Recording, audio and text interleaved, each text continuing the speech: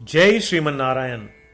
जो टिप्पणी मैं देने जा रहा हूं वह रामानुज दास श्रीमन गट्टू वेणुगोपाल स्वामी द्वारा दी गई है। अध्याय 11 विश्व रूप समदर्शन योग श्लोक 51। दृष्ट्वेदं मानुषं रूपं तव सौम्यं जनार्दन इदानीम् अस्मि संवृत्तः सचेताः प्रकृतिं गतः। ओम। गीताचार्य श्री कृष्ण परमात्मा अर्जुन के साथ हम सभी को विश्व रूप समदर्शन योग सिखा रहे हैं।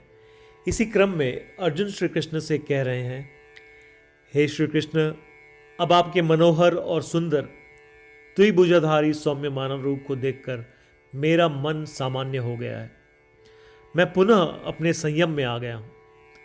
इस प्रकार अर्जुन अपनी सुखद अनुभूति व्यक्त कर रहे हैं। आइए हम भी अपने हृदय में श्री कृष्ण परमात्मा के मनोहर और सुंदर द्विभुजाधारी मानव रूप का दर्शन करें और शांति प्राप्त करें। श्री कृष्ण परमात्मा या श्रीमन नारायण के प्रति समर्पण करके अपने जीवन को सार्थक बनाने का प्रयत्न करते हुए आइए हम अर्जुन के शब्दों को श्लोक के रूप में दोहराने का प्रयास करें।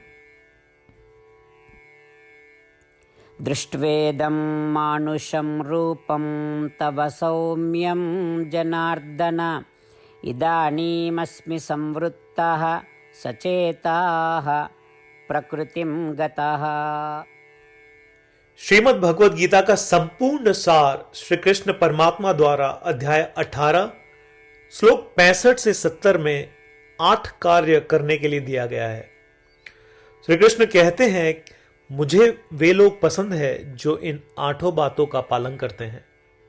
मैं उन भक्तों की हर प्रकार से रक्षा करूंगा। श्री कृष्ण परमात्मा द्वारा बोली गई संपूर्ण भगवद गीता को सुनने के बाद अर्जुन कहते हैं, करिष्ये वचनम तव, जिसका अर्थ है, कृष्ण, मैं वैसा ही करूंगा जैसा आप कहेंगे। यही कारण है कि श्री कृष्ण ने अर्जुन को सभी प्रकार की सफलताएं और जीत प्रदान की है। आइए परमात्मा को वचन दे कि हम इन 8 कर्मों का पालन करेंगे। ऐसी कोई पूजा, तप या यज्ञ नहीं है जो परमात्मा को यह शब्द देने से बढ़कर हो। मैं कहूंगा कि ये 8 प्रतिज्ञाएं हमें करनी चाहिए। कृपया आप सभी इन्हें अपने दिल और दिमाग में सोचें।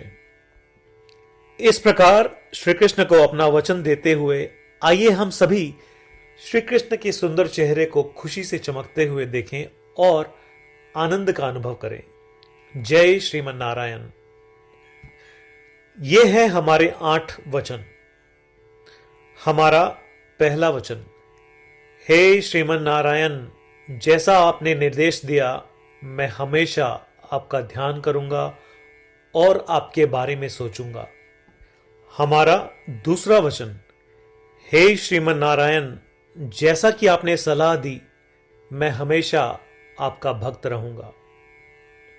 हमारा तीसरा वचन, हे श्रीमन नारायण, मैं अपने सभी कार्य आपकी सेवा के रूप में और आपकी संतुष्टि के लिए करूंगा।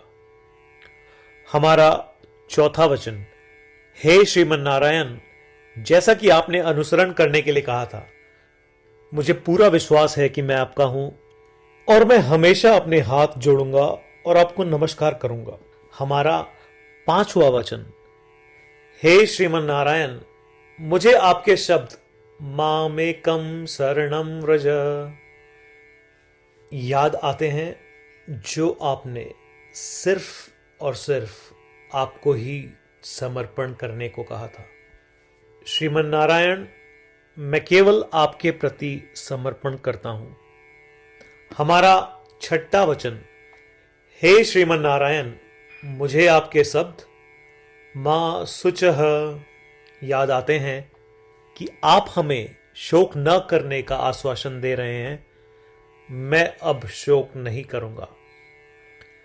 हमारा 7वां वचन, हे श्रीमन नारायण, आपने हमारे लिए श्रीमद् भगवत गीता देकर हम सभी पर कृपा की है और आशीर्वाद दिया है। मैं कम से कम एक श्लोक पढ़ने या सुनने का वादा करता हूं। हमारा 8वां वचन। हे श्रीमन नारायण, आपने सारी मानवता को गीता प्रदान की। मैं गीता में आपके दिव्य शब्दों को उन भक्तों तक फैलाने का प्रयास करूंगा जो गीता से अपरिचित हैं। हमने अभी अभी परमात्मा को 8 वचन दिए हैं।